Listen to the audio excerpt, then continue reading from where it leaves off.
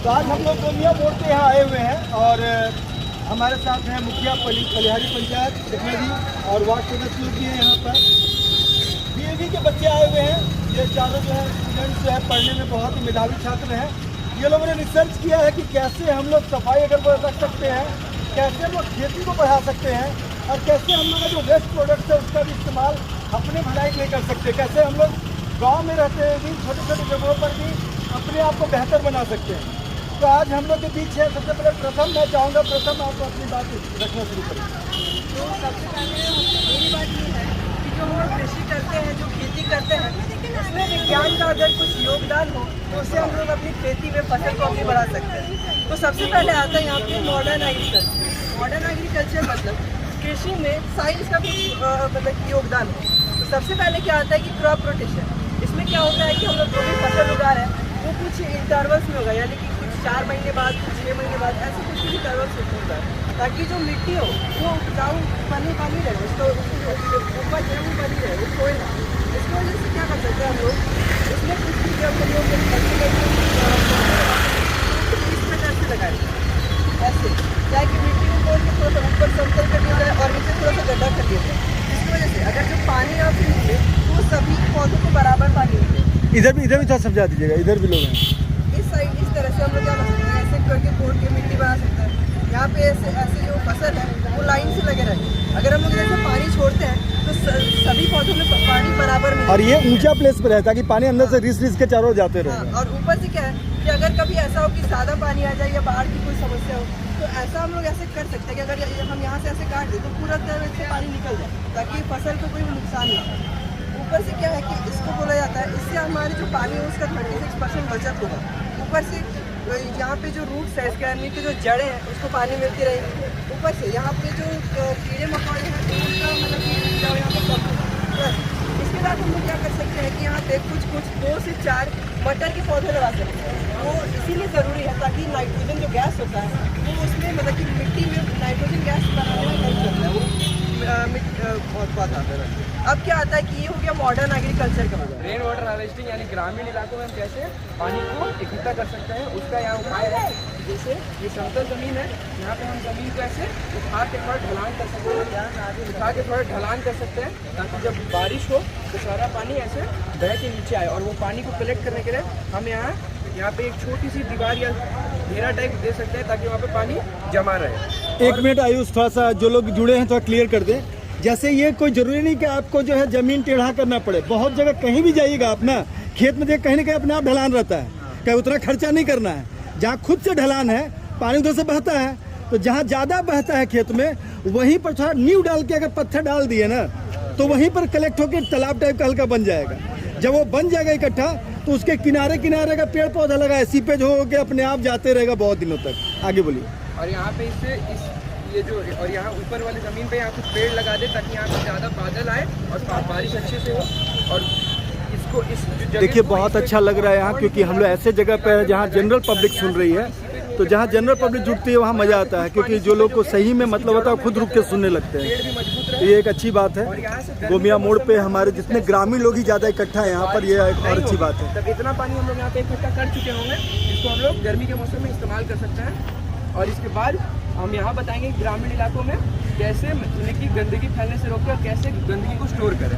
ये अब हमें वरुण, ये आयुष अब बताए। अब वरुण आ रहे हैं, वरुण अपनी बात रखेंगे। अब आती है वेस्ट मैनेजमेंट। जो ग्रामीण क्षेत्र में जो कूड़ा कचरा फेंका है तो कौन सा डब्बा में फेंका जाता है, कौन सा जैसे 3 टाइप का डस्टबिन होता है। एक होता है नॉन बायोडिग्रेडेबल वेस्ट, एक होता है नॉन बायोडिग्रेडेबल ड्राई होता है जिसमें सूखा में डाल सकते हैं, और एक होता है बायोडिग्रेडेबल जो गीला सामान डाल सकते हैं। और नॉन बायोडिग्रेडेबल से मॉइस्ट होता है, इसमें आप वाटर डाल सकते हैं, प्लास्टिक डाल सकते हैं, जो नॉन बायोडिग्रेडेबल पूरी साइकिल नहीं होता। अब एक ग्रामीण लोगों की भाषा में जो फल फूल होता है और जो सब्जी उब्जी होता है ये सबको कहीं भी रखिएगा सड़ने शुरू होगा, जल्दी सड़ जाता है। प्लास्टिक सड़ता नहीं है, तो प्लास्टिक को अलग रखना है। उसके लिए जैसे BDPS में क्या है, आप देखेंगे BDPS में एक प्लांट बना हुआ रिसाइकिल प्लांट, तो वहाँ पहुँचवा दिए हम लोग गाड़ी से।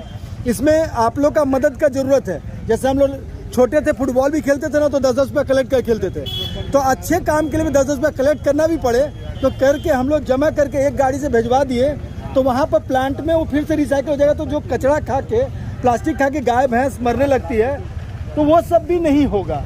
और जो इतना जानिए जो चीज़ें सड़ जाती है तुरंत वो सब बायोडिग्रेडेबल है, यानी कि वो मिल जा रहा है मिट्टी में, तो उससे खाद बन जाएगा।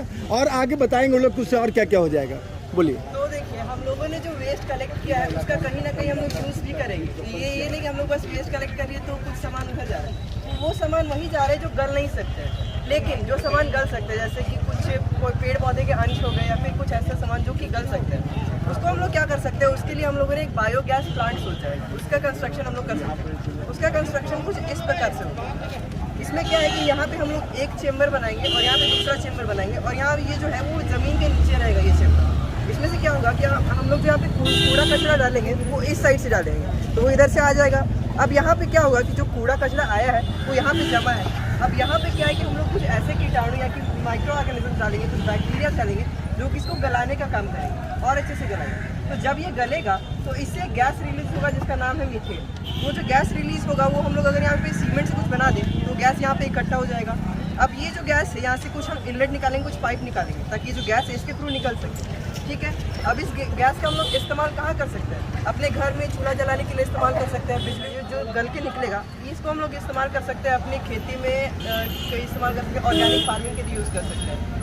तो ये हो गया बायोगैस का प्लांट, मतलब कि जो हम लोग बायोडिग्रेडेबल वेस्ट जो है उसको कहीं अच्छे यूज़ में ला रहे हैं, और जो नॉन बायोडिग्रेडेबल वेस्ट है वो हम लोग रिसाइकलिंग प्लांट में दे रहे हैं। तो हमारा जो है वो वेस्ट भी कलेक्ट हो जा रहा है, ऊपर से उसका सही इस्तेमाल भी हो जा रहा है। माने दोनों चीज़ का फायदा है, कचरा भी आप बेच रहे हैं, कचरा का भी फायदा ले रहे हैं। हाँ। और कचरा आपके अगल बगल रहेगा तो मच्छर बढ़ेगा, गंदगी बढ़ेगा, बीमारी बढ़ेगा, वो भी बच रहा है।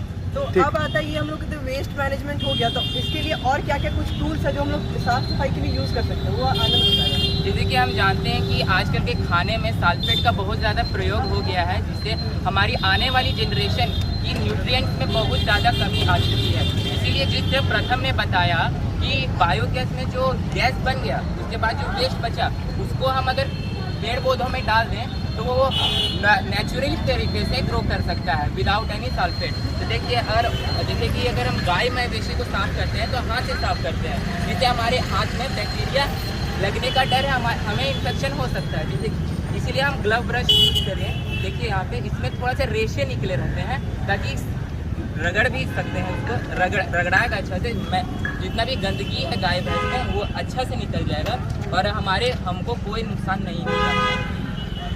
तो इसके बाद फिर आता है कि ये तो हो गया कि नॉर्मल भाषा में कि हम लोग ये काम कर सकते हैं, लेकिन साइंस इतना तक ही सीमित नहीं है। साइंस के बहुत सारे फायदे हैं, तो उसमें से कुछ गिने चुने फायदे नहीं थे, लेकिन इसके बाद जो है वो जस्ट चमत्कार के मुकाबले। इसमें क्या होता है कि ये ऑर्गेनिक फार्मिंग है। ऑर्गेनिक फार्मिंग आजकल के मॉडर्न ज़माने में बहुत चला चुका है। मतलब जो फार्मिंग हम लोग करते हैं, जो हम लोग वेजिटेबल्स या कुछ साग सब्जी उगाते हैं, उसमें क्या है कि उसमें कुछ ऑर्गेनिक तरीके की फार्मिंग हो ताकि जो हमारे फसल उग रहे हैं वो कुछ ज़्यादा मात्रा में हो गए, उन्हें बेच करके हम मतलब कि अच्छा स्वास्थ्य मतलब कि पैसा तो कमा ही सकें, लेकिन साथ ही साथ क्या है कि हमारा स्वास्थ्य भी अच्छा हो। तो उसके लिए क्या कर सकते हैं, जैसे ये हमारा पार्क, ये हमारा पार्क था, इसमें अब देखिए अगर हम लोग 4 से 5 किलो गुड़ मिला के और कम से कम 2 केजी बेसन मिला करके हम लोग एक खाद बना सकते हैं जो कि ऑर्गेनिक फार्मिंग में यूज़ हो सके। तो वो एक खाद की तरह यूज़ करेंगे जो कि फसल को बढ़ाने में हेल्प करेगा। ठीक है, ये हो जाता है ऑर्गेनिक फार्मिंग की सारी विशेषताएँ। तो इस तरीके से हम लोग अपने फसल को बढ़ा सकते हैं ऑर्गेनिक फार्मिंग के थ्रू। तो अभी हमने देखा और से जोड़ना चाहेंगे कि वो बादलों को आकर्षित करने के लिए जो हम कुछ पेड़ लगाए थे रेन वाटर हार्वेस्टिंग में, उसमें हम एक साधारण पेड़ की जगह एक फलदार पेड़ भी लगा सकते हैं, तो आप फलों को भी बेच के हम अच्छा मुनाफा कमा सकते हैं। यानी कुल मिला के आप मछली पालन केंद्र और पशुपालन केंद्र और जो फल है ये सबको आपस में रिलेट कर सकते हैं। मतलब सब इसका मल मूत्र वहाँ काम आ जाएगा, फिर उसका जो है जो तालाब उसमें काम आ जाएगा, सारा कुछ एक दूसरे काम आ जाएगा और सफाई भी बनी रहेगी। तो हमने देखा कि बहुत अच्छा समझाया चारों बच्चों ने, और हमारे साथ यहाँ पर जनप्रतिनिधि के रूप में सपना जी हैं, आप कुछ बोलना चाहेंगे?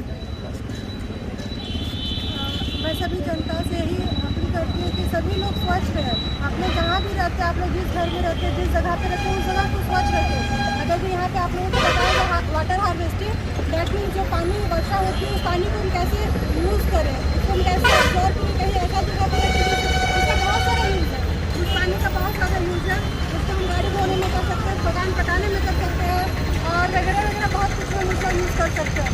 और लोग यहाँ पे देखिए, आप एग्जाम्पल गोमिया मोड़ का ही ले लीजिए। गोमिया मोड़ में लोग यहाँ पे सब्जी बेचते हैं, सब्जी का सारा कचरा उठा के नाला में डाल देते हैं और फिर वर्षा होने के कारण नाली जाम हो जाता है, फिर पानी ओवरफ्लो होकर के लोगों के घरों में चलाता है, काफ़ी दिक्कतों का सामना करना पड़ता है। तो लोग वही कचरा को अगर जो नाला में ना डाल के कचरा को वो डस्टबिन में डालें तो फिर लोगों को ये परेशानी नहीं होगी। तो लोगों को समझना पड़ेगा कि उनको अपनी जगह को स्वच्छ रखना। चलिए कंक्लूड कर देते हैं कि पूरा का पूरा मॉडल किस तरह से दिखेगा। तो अंत में बस ये देख लीजिए कि यहाँ पे जो है ज़मीन उठा हुआ है, यहाँ से क्या कर सकते हैं कि जो हम लोग करेंगे तो हम लोग एक पाइप की तरह यहाँ से निकाल सकते हैं पानी, जो हम लोग गर्मी के सीज़न में यूज़ करेंगे, जो हमारे फसल को उपजाऊ बनाएगा। तो उससे क्या कर सकते हैं कि जो पानी निकला वो सभी में ऐसे करके हम लोग मिट्टी को बना सकते हैं ताकि सभी पौधों में पानी निकले। ऊपर से अगर गर्मी का मौसम है, मान लीजिए कि यहाँ पे तालाब कुछ सूख रहा है या फिर, तो क्या कर सकते हैं कि हम लोग ये तो कर ही सकते हैं, लेकिन साथ ही साथ जो तालाब में कुछ पानी बचा हुआ, अगर यहाँ पे पानी खत्म हो जाए तो हम लोग यहाँ पे वाटर पंप से के थ्रू भी यहाँ पे अपने मतलब कि पेड़ पौधों में पानी दे सकते हैं। ऊपर से क्या है कि जो हम लोग जो डस्टबिन लगाएंगे वो इस साइड पे लगा सकते हैं, तीनों डस्टबिन। उसके बगल में ही बायोगैस प्लांट होगा, उसके बगल में एक ऐसा लॉबी होगा जिसमें आप टूल्स रख सकते हैं, कुछ बीज रख सकते हैं जो कि आप फार्मिंग में यूज़ करने वाले हैं। तो बस यही है, आप इस तरह से पूरा मॉडल देख सकते हैं कि ये कैसा दिखेगा। ये मॉडल अगर इच्छा होगी तो आपको हम लोग भेज देंगे, आप सभी को डिस्क्राइब कर दीजिएगा। अंत में मैं DAV स्वांग के छात्रों के साथ साथ जो लोग यहाँ मौजूद हैं सभी का धन्यवाद, क्योंकि आप लोग कुछ अच्छा चीज़ सुनने के लिए रुके। और जो जनप्रतिनिधि और उनके साथ जो वार्ड सदस्य सभी लोग आए हुए हैं, सभी का बहुत बहुत धन्यवाद। DAV स्वांग की ओर से सभी लोगों का बहुत बहुत धन्यवाद।